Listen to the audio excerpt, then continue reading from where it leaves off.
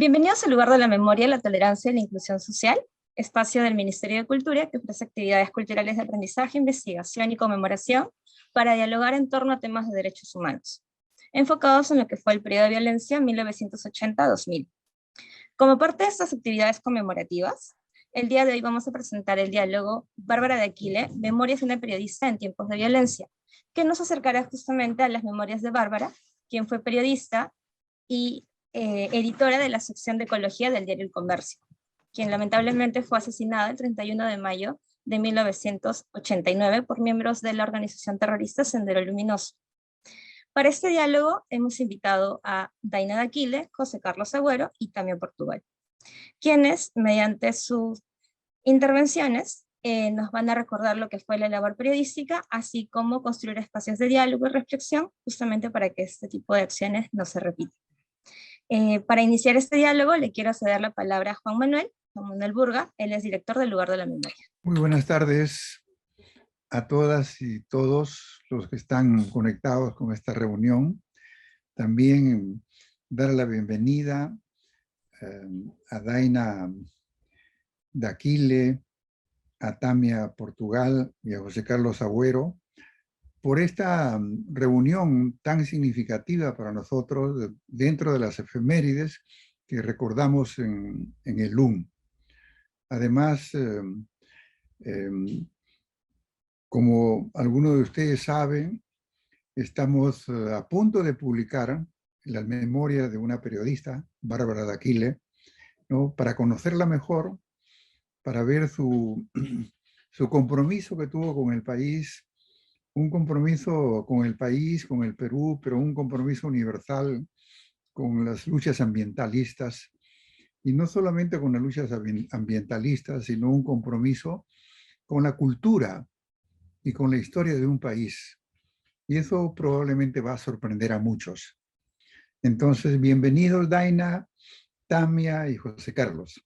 Adelante ustedes, por favor, Geraldine. Muchas gracias, Manuel. Le cedo la palabra a Daina de Aquile. Ella es hija de la periodista ambientalista Bárbara de Aquile. Vive en Arequipa más de 30 años y ha desarrollado labores en el Colegio Francisco García y en la sección de la provincia de la revista Caretes también. Actualmente ella es docente de inglés.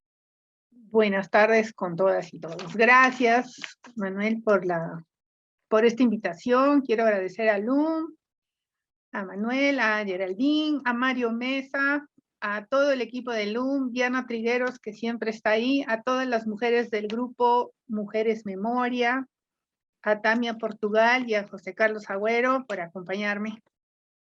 Bueno, como ya mencionó Geraldine, la Comisión de la Verdad y Reconciliación ha determinado que miembros del Partido Comunista del Partido Sendero Luminoso asesinaron a la periodista y conservacionista Bárbara de Aquile Stevens junto al ingeniero Esteban Borges. Ella estaba acompañando al ingeniero cuando le hacía una entrevista, ya que era director de proyectos especiales de la Gerencia de Promoción y Desarrollo de CORDE, con quien acordó realizar una visita al proyecto especial de camélidos sudamericanos que se ejecutaba en las comunidades de Iñacta y Pueblo Libre en el distrito de Huancavelica.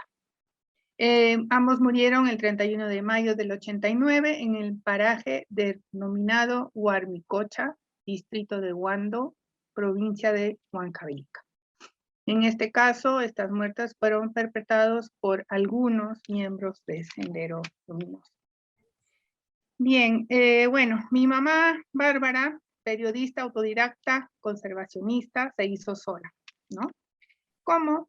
Bueno, con su inquietud por conocer más, leer, saber escribir muy rápido a máquina, era una excelente secretaria, por eso, porque sabía escribir muy rápido, ¿no? Entonces, bueno, yo me acuerdo cuando llegamos a Iquitos, Pucallpa, al principio tal vez era un poco difícil, ¿no? Para ella ese cambio, pero nada, se fue acostumbrando, se fue adecuando. Me acuerdo cuando íbamos al mercado, siempre estaba ahí interesada en los frutos, todos los frutos hemos comido, siempre había en la casa, verduras, siempre estaba ahí pendiente de las recetas, y Y bueno, fue así que aprendió a querer, además que en mi casa, ¿no? Siempre nos enseñaron a valorar a todas las personas por igual, diversidades y todo lo que eso conlleva, ¿no?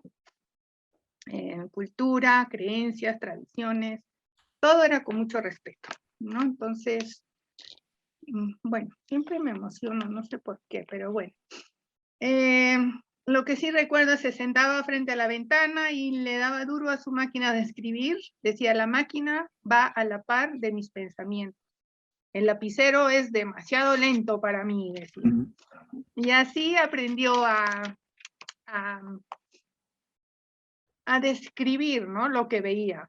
Esas eran cartas larguísimas de días que enviaba a su mamá o a sus mejores amigas, a su comadre, ¿no?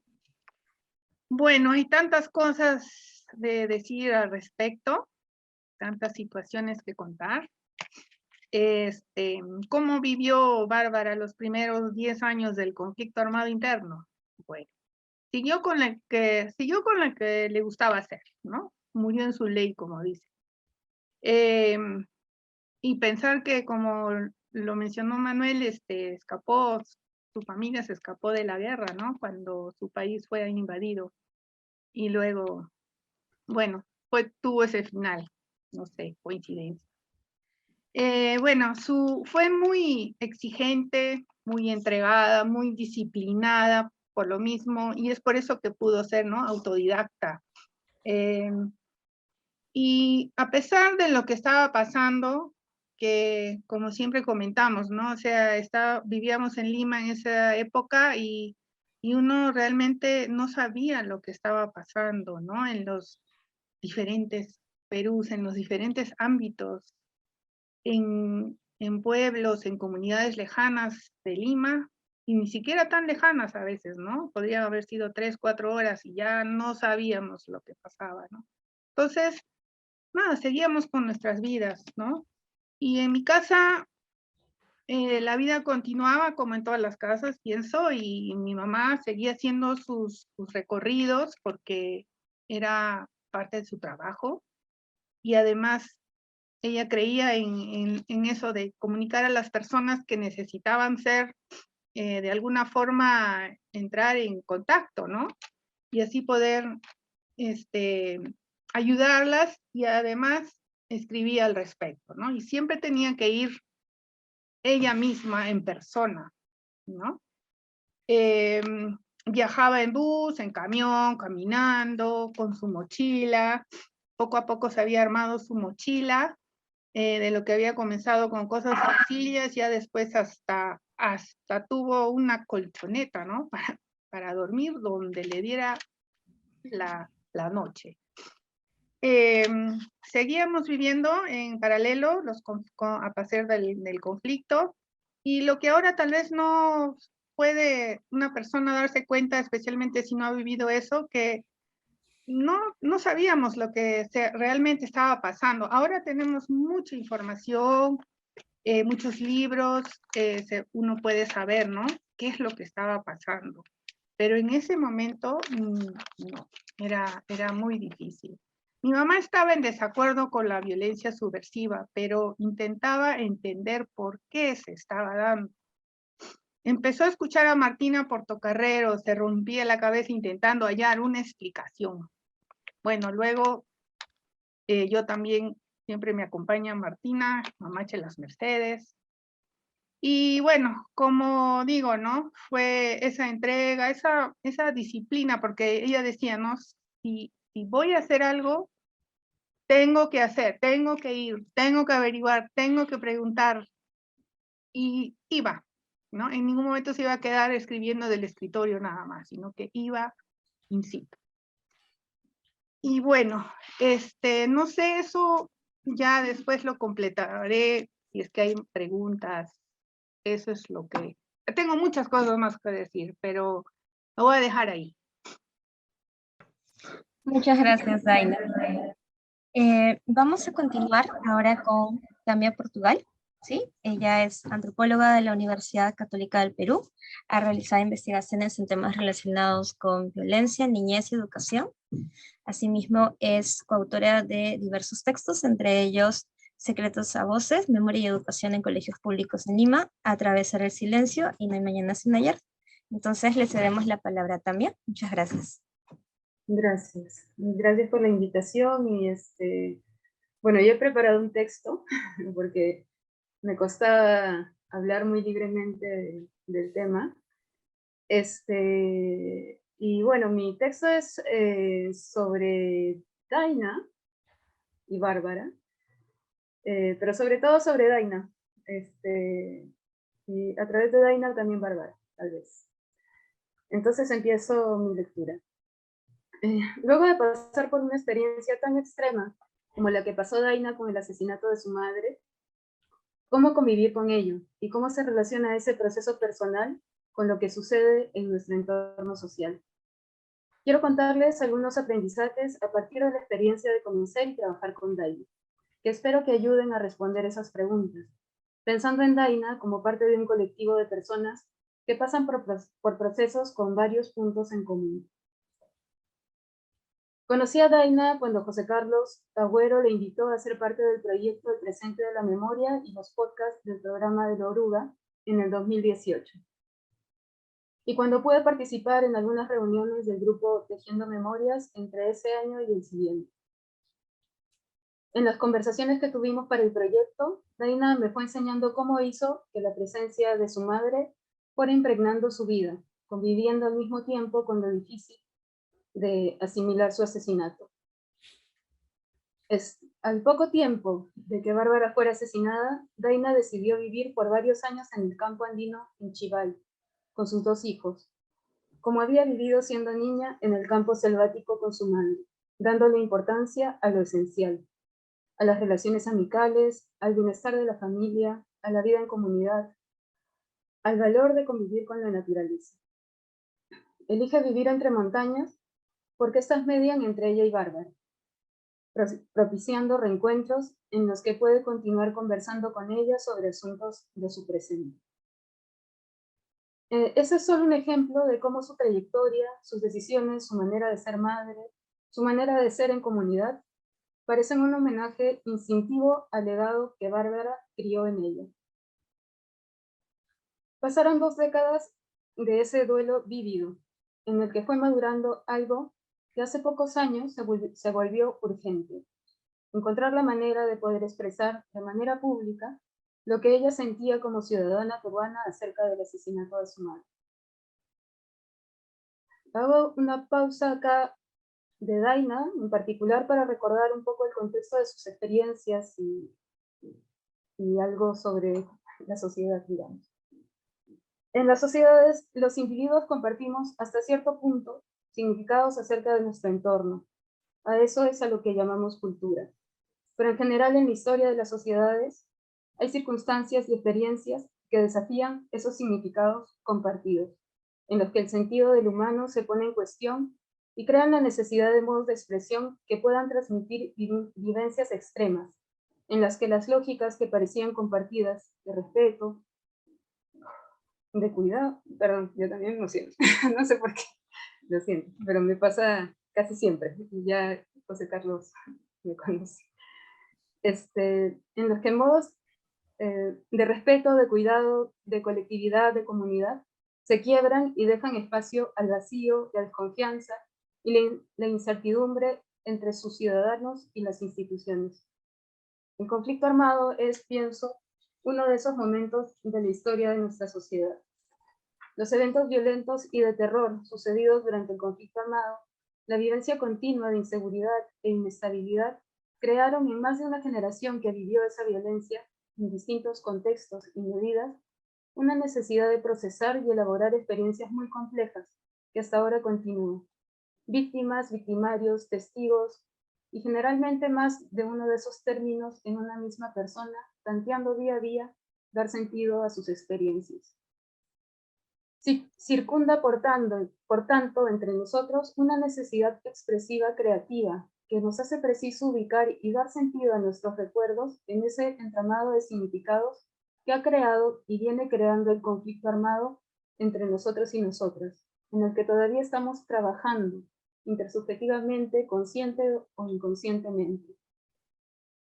Un ejemplo muy directo en el que ese ejercicio creativo emerge es cuando sentimos la necesidad de explicarles a nuestros hijos lo que esa época ha significado en nuestras vidas.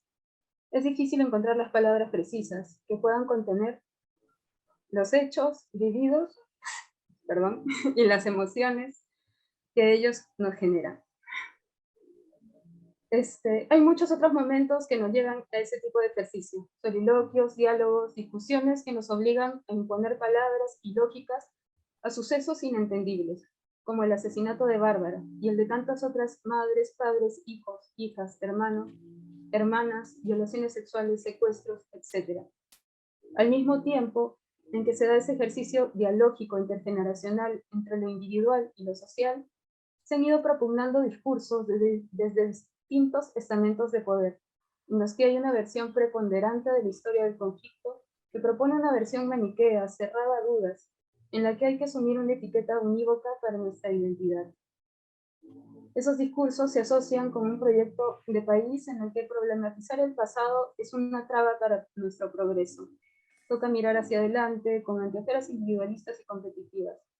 Toca creer en la utopía neoliberal y su chorreo hacia los pobres así en general, sin asustar a la universidad privada, con por ejemplo límites, o sea, no asustarla con límites a la depredación natural, debilitando y desprestigiando a las instituciones comunitarias. Al mismo tiempo, en los últimos tiempos, somos también testigos de actuaciones políticas descomprometidas que en el nombre del pueblo asumen los privilegios del poder en vez de sus responsabilidades. Mientras que Daina compaginaba, regreso a Daina, compaginaba su pérdida con construir su propia vida, los discursos sobre el conflicto armado y esa mirada de país iban impregnando su entorno, interpelando lo que para ella, desde su fuero íntimo, familiar, comunitario, tenía cierta coherencia. Por mucho tiempo había ido decidiendo no mostrar públicamente la parte de su identidad que la definía como víctima, como la hija de Bárbara de Aquile, ecóloga periodista, asesinada por Sendero Luminoso en 1989. Quería hacerlo, pero dejó los intentos de lado hasta que no sintió que tenía la posibilidad de darle un sentido colectivo a esa identidad. En tanto era consciente de que su experiencia era también una vivencia de muchos y muchas.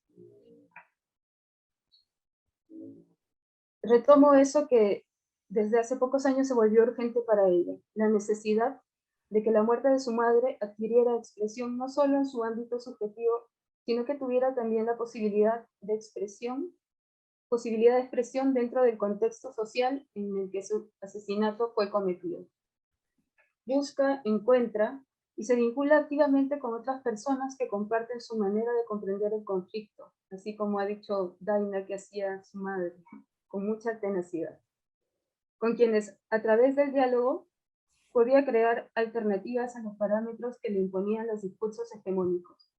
Conoce y busca a José Carlos, de entrevistas, se hace parte del grupo Tejiendo Memorias, intenta participar lo más posible en cualquier actividad que colabore en poner en valor la necesidad de pensar en nuestra calidad de sociedad post-conflicto. Asumiendo esa identidad, Daina propone sentidos alternos a los sentidos comunes que antes he mencionado. No intenta cerrar una historia clara y en blanco y negro sobre lo que ha ocurrido, sino que valora el aprendizaje continuo que le da la posibilidad de conocer las distintas historias y reflexiones que el conflicto ha suscitado en tanta gente, con experiencias muy diversas, otras víctimas como ella, victimarios, testigos y todas sus mezclas. En ese sentido, juzgan negativamente a quienes propugnan los discursos que censuran la expresión propia de las experiencias, que manipulan el lenguaje para coaccionar opiniones y reflexiones para encontrar impunidad o para mantener un status quo de desigualdades. Y aún así estoy segura, estaría atenta a escuchar y a conversar con esas personas. Esto fue muy tangible en el grupo tejiendo memorias. Su entusiasmo abordaba a todos y a todos a participar, a crear actividades en las que ella pudiera colaborar en poner a la memoria del conflicto como una cuestión pública relevante y necesaria. Daina nos propone encontrarle un sentido colectivo a lo vivido, asumiéndolo como producto y parte de nuestra cultura, e idear colectivamente también posibilidades de convivencia basadas en el aprecio a la vida, a nuestra diversidad, a respetar y valorar los derechos individuales y colectivos para poder realmente mejorar como sociedad. Y eso es lo que escribí. Muchísimas gracias, Tamia. Gracias por tus palabras, también por lo que nos has narrado y todo ese sentir. Finalmente le damos la palabra a José Carlos Agüero. Él es historiador, poeta y escritor, investigador también en temas de violencia política, memoria histórica y activista en derechos humanos. Ha realizado trabajos en Ayacucho para la Comisión de la Verdad y Reconciliación y tiene también libros escritos como Los Rendidos, sobre el don de perdonar, El poemario enemigo, así como un conjunto de relatos, cuentos heridos. Y ha sido coeditor junto a Pablo Sandoval en Obras escogidas de Carlos Iván de Gregori. Muchas gracias, José Carlos. Puede parecer que no, pero es muy difícil el acto de recordar, de traer al presente nuestras memorias de las personas que hemos querido, cómo atender esa necesidad, en qué tono hacerlo, de qué colores pintar ese lienzo. Lo estamos viendo ahora que juntos estamos aquí para conmemorar, ¿sí? Y recordar y acompañar a Daina en el recuerdo de su madre, Bárbara. Y no es sencillo. Puede parecer que sería casi un acto instintivo y mecánico, como prender la luz. Pero hay que pensar antes, escoger, ver qué es lo que se va a decir y qué no, evaluar el contexto, evaluar qué tanto nos exponemos, qué mostramos. Si tenemos que quedarnos en la conmemoración o debemos aprovechar el momento para decir alguna otra cosa, utilizar el espacio para ejercer algún tipo de aporte crítico, y nada de eso es sencillo. Pero sí hay algo, ¿no? Escuchando a Daina y a Tamia veo, como todos pueden entender también, que hay de todas maneras un modo en que las presencias se prolongan, ¿no? O hay muchas maneras en que las presencias se prolongan. A través de las obras de la gente. En el caso de Bárbara, su obra no solamente fue lo escrito en sus columnas en el Diario del Comercio por muchos años, sino su actividad y su impulso para ser una adelantada en su tiempo, fundar un sentir en torno de la protección de la naturaleza y su relación con la vida y el ser humano. Y esa es una obra que seguramente ha dejado estela a seguir. Otras permanencias puede estar en los sueños que tenía la gente. ¿Qué habrá soñado Bárbara para su país de origen, para su país Perú, para su hija Daina, para los nietos que no conoció? Se prolonga en los hijos, pues también. Se prolonga en Daina, que está aquí, como señalaba Tamia, nos ayuda a todos en su recuerdo personal, en el recuerdo personal de su madre, nos ayuda a pensar en estos procesos difíciles de recordar, porque no es fácil recordar la violencia, el acto injusto, el agravio moral, la ofensa, la muerte injustificada. Entonces las cosas se prolongan, las personas se prolongan de tantas maneras, inclusive en la inspiración que nos pueden dar. Y sin embargo, no toda permanencia es fructífera a veces. Y hay que pensar sobre eso también. Hay permanencias que generan la continuidad de la revancha, la necesidad del odio o el resentimiento. Hay otras permanencias que nos atan a sentimientos de duelo inacabado, de culpa, de reproche hacia los demás y hacia uno mismo, de autoinmolación, de castigo, ¿no? También hay procesos de idealización, de reclamo de una herencia, de la imposición de una lectura, de la imposición de nuestra lectura hacia los demás, sobre cómo queremos que se recuerde no solamente a los nuestros, sino todo. Y esas son formas de permanencia también. Y no son las mejores, pero hay que pensarlas. Entonces hay muchos caminos por los que la memoria persiste.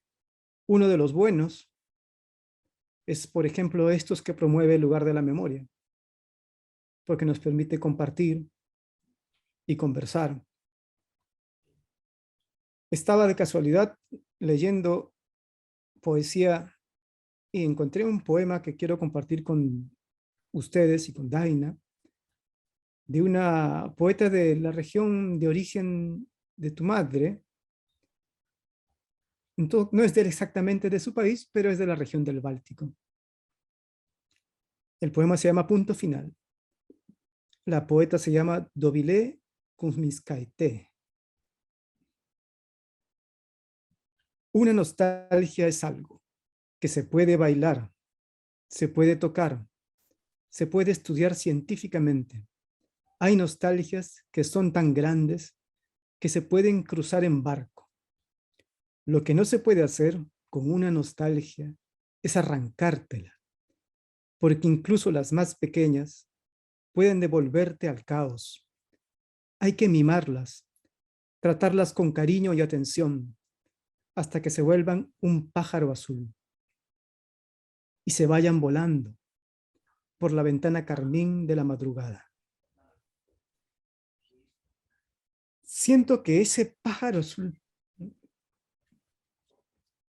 pienso que es para Daina y en la evocación de Daina, también para Bárbara, el momento en que la nostalgia se hace memoria y nos ayuda a todos los demás a conectarnos con nuestros propios afectos, con nuestros propios dolores y salir de nuestra fragmentación y comprobar que en este mundo de tantos dolores, en un jardín de heridas, pues todas las heridas acaban siendo muy parecidas. O todas son parte de un mismo cuerpo, solo que el cuerpo no se da cuenta que es uno, que no se reconoce a sí mismo. Pienso también en otra cosa. Esto es como las cosas permanecen, ¿no? Cómo las personas persisten. Y persisten también en el territorio. Y es como un mapa de los afectos, un mapa de las trayectorias. A veces el territorio no es suficiente, es cierto. En muchas guerras, justamente quienes han ejercido la violencia brutal han destruido los espacios donde la gente podía reencontrarse con los elementos simbólicos que le eran importantes. Han desaparecido pueblos, han desaparecido edificios, han desaparecido calles, han desaparecido ciudades enteras. La tierra, el suelo, las calles son elementos importantes. A veces pasan inadvertidos. Pero son como pequeñas marcas que podrían en una lectura posterior estar dejándonos algunas pistas sobre lo que para muchas otras personas, Bárbara de Aquile u otras personas como ella, pudieron haber representado. Y pienso en cositas como que existe un premio al periodismo de conservación que en su momento se creó, que tiene el nombre de Bárbara de Aquile. Se creó en el 86. Existe una condecoración que recibió Daina en nombre de su madre en el 2015, que salió del Ministerio del Ambiente. El Orden del Árbol de la Quina se llama. La reserva, una de las reservas más importantes del país, la de Pampa Galeras, lleva el nombre de Daina, de Bárbara de Aquile, también. Pero me encontré con otras cositas simpáticas. Hay 2 parques en Lima, 2 parques de juegos infantiles muy bonitos, uno en La Molina y otro en Surco, que llevan el nombre de Bárbara de Aquile. Uno muy visitado, por lo menos se queda cerca de la Universidad La Molina. Hay una calle Bárbara de Aquile en Surquillo, por el barrio de La Calera. Hay 3 colegios en Lima que llevan el nombre de Bárbara de Aquile. Uno en Carmen de la Legua, otro en la zona del Cercado del Callao y otro en Los Olivos. Y hay una urbanización en Barranca que lleva el nombre de Bárbara de Aquile. No sabía, tal vez hay más, seguramente hay más. Escribí a alguno de estos colegios, espero su respuesta, porque quería saber por qué. ¿Por qué usar el nombre? ¿Qué significa para ellos? Cuando me respondan, te lo compartiré. Pero imagino que es en principio algo bueno. Representa una lucha, el respeto y la continuidad de una lucha sobre todo por los valores que podía haber representado el trabajo de tu madre y que ya se ha reseñado aquí.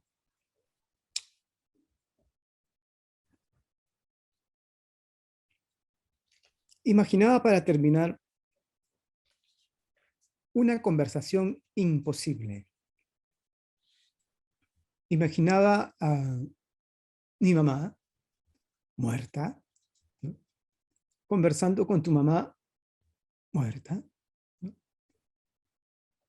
Mi madre de Sendero Luminoso, tu madre asesinada por Sendero Luminoso. Y me parece que podría haber sido una conversación factible. No se va a poder dar, claro. Los muertos no hablan, o por lo menos no hablan en este espacio vulgar que compartimos nosotros.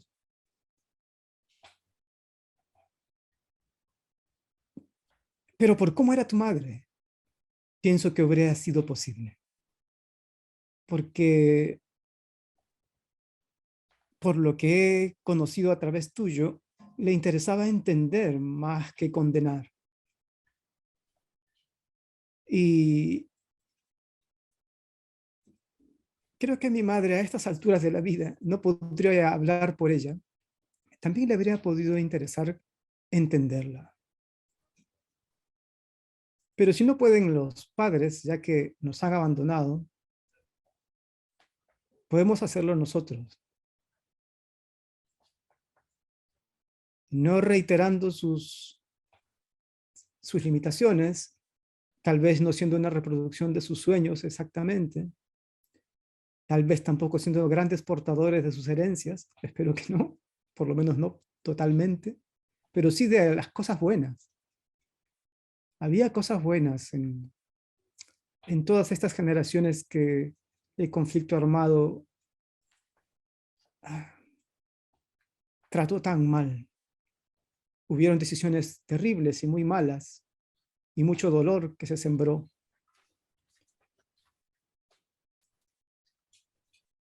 Y ahora, cuando preparábamos y nos juntamos antes contigo y con Tamia sobre cómo podríamos imaginar esto y queríamos que fuera una conversación, pensaba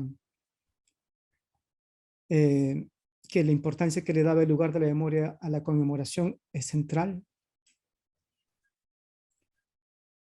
Pero que conmemorar para mí, sé que para ti y para Tamia también, no puede ser una cosa distinta a pensar. Que si conmemoramos es justamente para que nos demos la oportunidad de reflexionar juntos.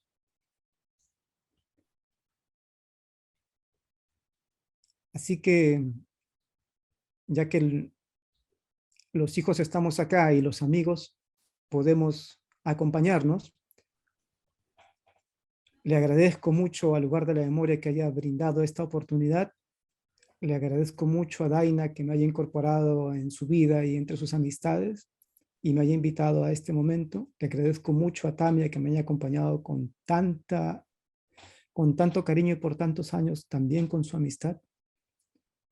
Y agradezco a todos los que nos estén acompañando por acompañar este proceso de recuerdo y de reflexión en torno de una mujer memorable como Bárbara y del esfuerzo de Daina por hacer de esa conmemoración un ejercicio ciudadano de reflexión crítica. Gracias, entonces, es sobre todo lo que quiero decir. Muchas gracias, José Carlos, por tus palabras, por el compartir, por el sentir también. Este tipo de actividades, como bien lo has mencionado, son justamente para conmemorar, para dignificar. Somos un espacio que intenta justamente visibilizar estos hechos de violencia, reflexionar a partir de ellos, generar espacios de diálogo y promover, ¿no? Promover no solamente el tema de visibilización, sino también de que estos hechos no vuelvan a ocurrir, ¿no? Como justamente dicen los lineamientos de LUM, promover una cultura de paz, ¿no? Mediante el diálogo. Para ello también, y bueno, para complementar un poco lo que ustedes han dicho el día de hoy, tenemos una pregunta para cada uno de ustedes. Entonces vamos a comenzar de la forma en cómo se iniciaron las intervenciones. Tengo esta pregunta para Daina, ¿sí? Me comentan aquí, en base a lo mencionado, en base a lo que nos has comentado de tu mami, ¿de qué forma ha sido tu acercamiento con otros familiares o afectados, quienes han vivido también este periodo de violencia 1980-2000? Gracias. Gracias a Tamia, gracias a José Carlos. Otra vez nuevamente, Manuela, Luma, a todos. Bueno, acerca de esta pregunta, mi respuesta es la siguiente. No tuve ninguna forma de acercamiento en absoluto. Rumiaba sola, me sentía sola e invisibilizada, ¿no? Totalmente. ¿Cuántas personas, digo yo, estarán sintiendo lo mismo actualmente, ¿no? Con recuerdos mucho más cruentos que los míos. Tantas cosas que han pasado, han vivido, han visto. Bueno, así fue hasta hace unos 6 años. Se juntaron dos cosas. Primero, una entrevista con Gerardo Sarabia de la revista IDL, que me puso a pensar, y luego una conexión muy fuerte cuando vi una entrevista a José Carlos Agüero en Casa Tomada. De ahí no he parado. Lo busqué a José Carlos, y ahora tengo una constante amistad con él y también me ha presentado a otras personas, por ejemplo a Tamia, inclusive Lum, y otros amigos y amigas que tenemos en un grupo que hicimos, ¿no? Se llama Tejiendo Memorias, que ya lo han mencionado, creo, donde nos encontramos con mucho respeto de todos los ámbitos que de alguna forma tal vez han estado relacionados con esta época de violencia, no importa de qué lado provengan, así sean víctimas, victimarios o de fuera. La cosa es que tenemos este espacio, contamos con este espacio que tanto se necesita, ¿no? Ahora, y como digo, tantas personas que deben estar pasando por lo mismo, y yo he tenido esta oportunidad, ¿no? De salir y de poder buscar y encontrar, ¿no? Pienso que otras personas, ellas son las otras personas, ¿no? Que han vivido durante la violencia, que no necesariamente tienen que ser de un lado o del otro lado, ¿no? Sino todos juntos, ¿no? Poder ser escuchados, escuchar, sentirnos acompañadas, acompañados y poder conversarlo, poder conversarlo con tranquilidad, ¿no? Mi mamá obviamente hubiera gustado que se dé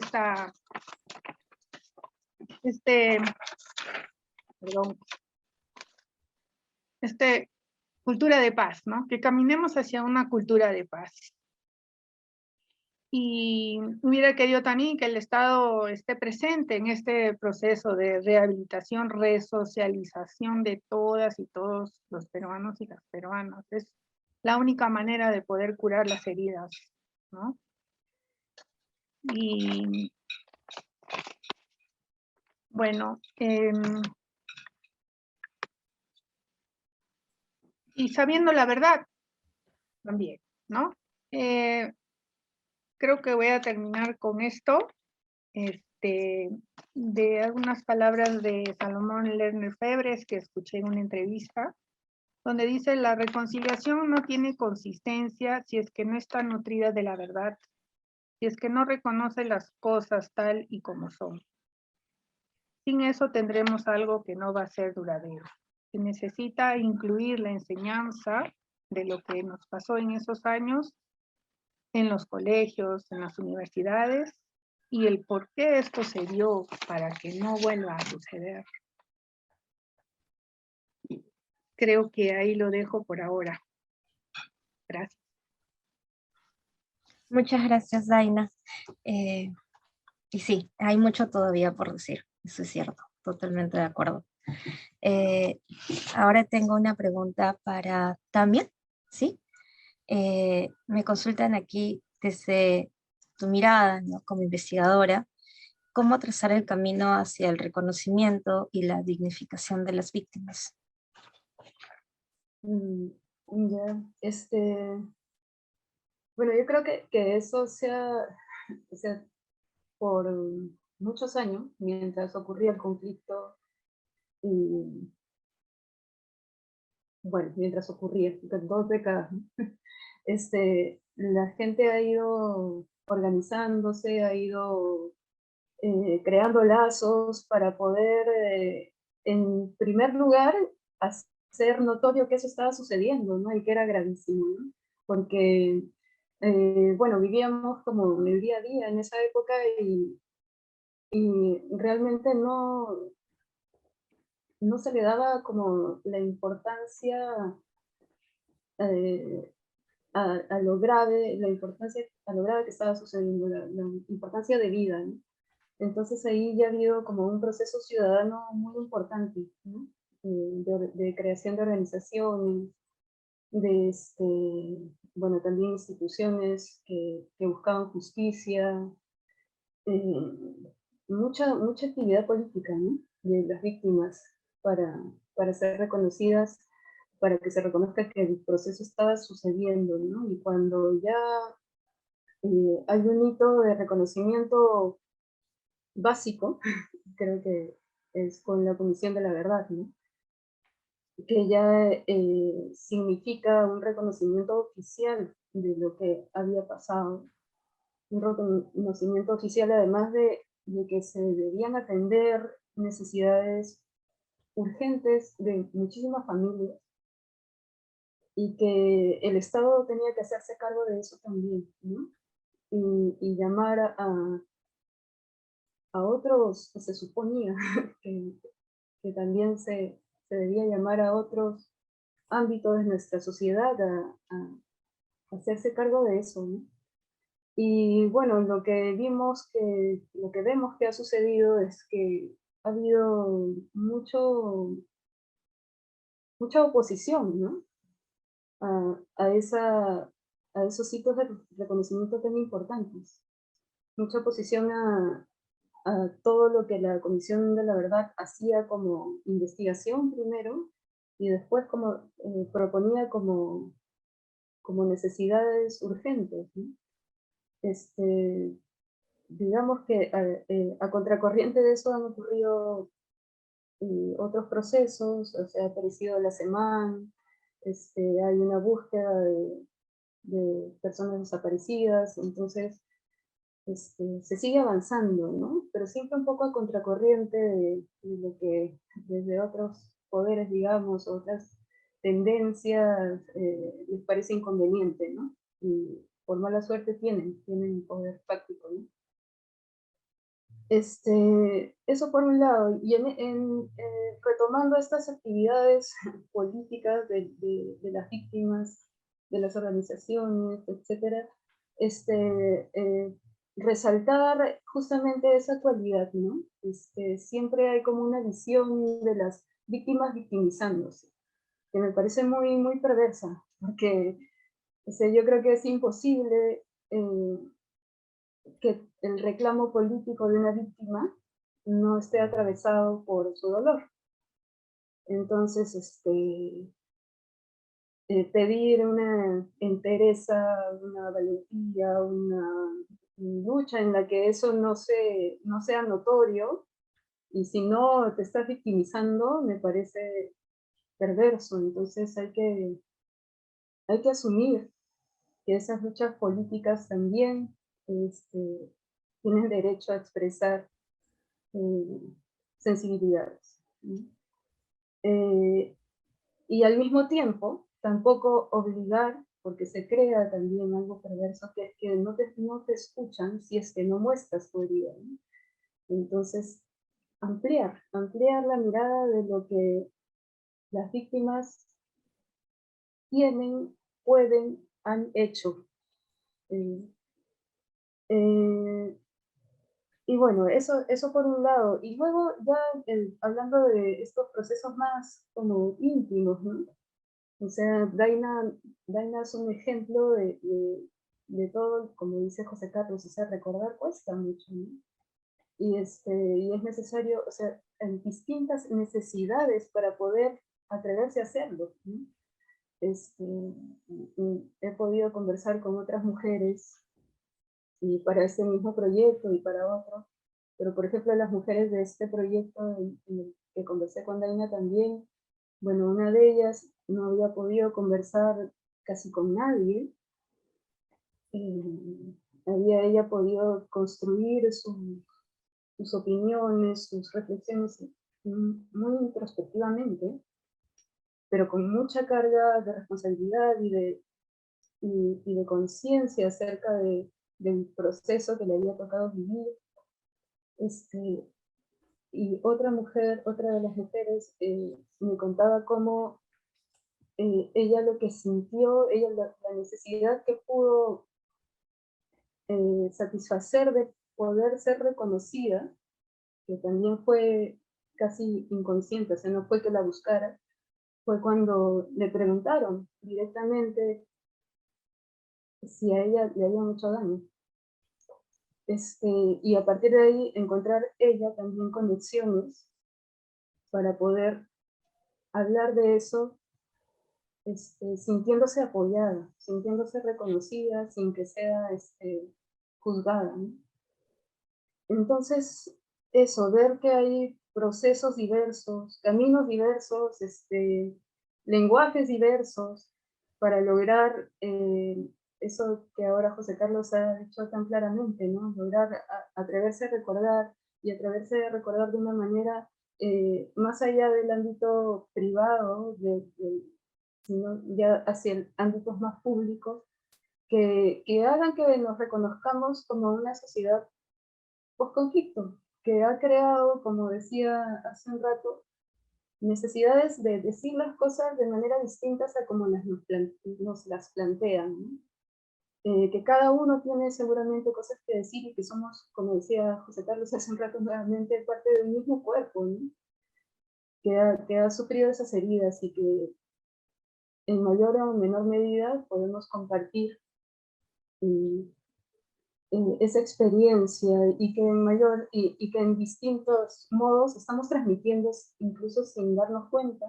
O sea, no necesariamente es algo explícito, sino que es algo que transmitimos casi por los poros, ¿no? Entonces, encontrar esos lugares de encuentro, generar esos lugares de encuentro en los que las víctimas puedan expresarse y hablar sobre lo que para ellos es relevante para el país, me parece muy importante, ¿no? O sea, ¿qué tanto tienen que decir las víctimas sobre, por ejemplo, educación, ¿no? Sobre ciudadanía, sobre qué se debe enseñar sobre el conflicto armado en los colegios oficialmente. Tiene que haber ahí espacios de participación política directa, ¿no? Ese es un ejemplo, pero hay muchos espacios en los que debería haber más voz acerca de lo que su experiencia les ha dejado. Gracias. Muchas gracias, Tamia. Y sí, somos una sociedad post-periodo de violencia y eso es importante recalcar, todo lo que conlleva ello también. Finalmente, para José Carlos, tenemos también una pregunta.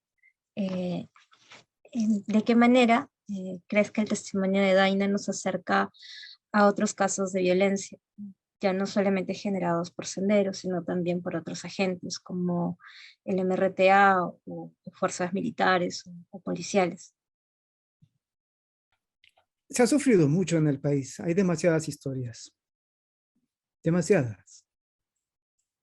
El recuerdo de lo sufrido por la madre de Daina, asesinada de manera cruel por Sendero Luminoso, seguramente nos resonará como un eco de tantas otras violencias cometidas por tantos otros agentes en la historia de este país, y no solamente en el periodo de conflicto armado interno, sino en muchas otras épocas, y no solamente en este pobre país, sino en muchos otros.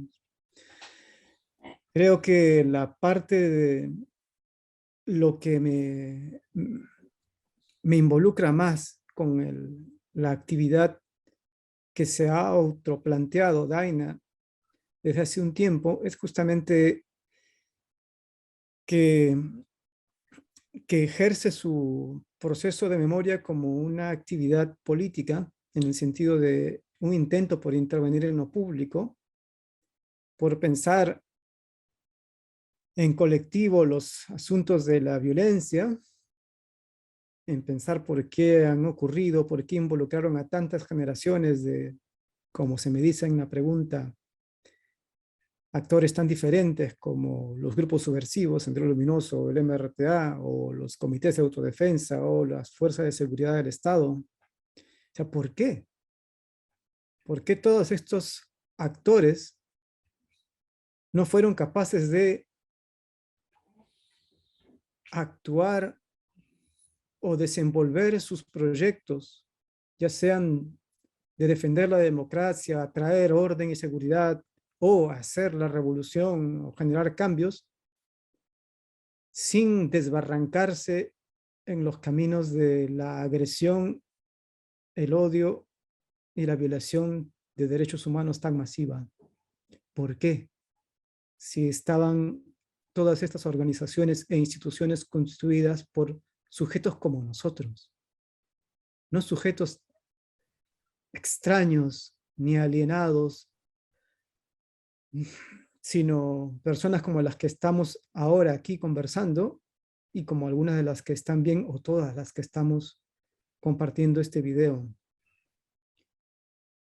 Creo que eso es lo que me une al esfuerzo de Daina, me une al esfuerzo de seguramente otros muchos, el siempre escaso, siempre largo, siempre inconcluso y siempre poco, siempre pobre, esfuerzo de entender a los demás y no solamente enjuiciarlos, seguramente un esfuerzo también de hacer justicia y de esclarecer todo lo que se pueda esclarecer,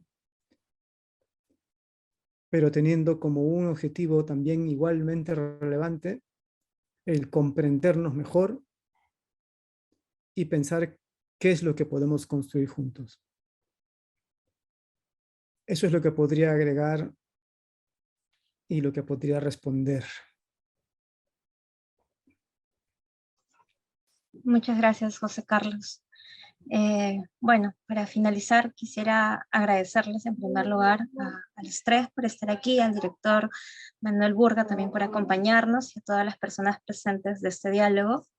Recojo algunas ideas que me parecen importantes poderlas dialogar y conversar tal vez en otras actividades, como el hablar el tipo de sociedad que somos, una sociedad post-periodo de violencia, lo difícil que también es recordar y los caminos que todavía nos quedan pendientes como sociedad, no solamente hablando en temas de memoria, de justicia, sino también el tema de las reparaciones, ¿no? Que es algo también bastante importante. Tenemos diferentes instituciones como la SEMAN, el Ministerio de Justicia, ¿no? Y seguimos en realidad en esos procesos. Hacer ese tipo de actividades aquí en el LUN no solamente nos parece fundamental como sociedad, sino también poder seguir generando espacios de diálogo, de conversación, de reflexión. Finalmente, muchísimas gracias a todas y todos por estar aquí. Y bueno, nos seguiremos encontrando en otra oportunidad, en otras actividades del LUN. Muchísimas gracias a todos y a todas.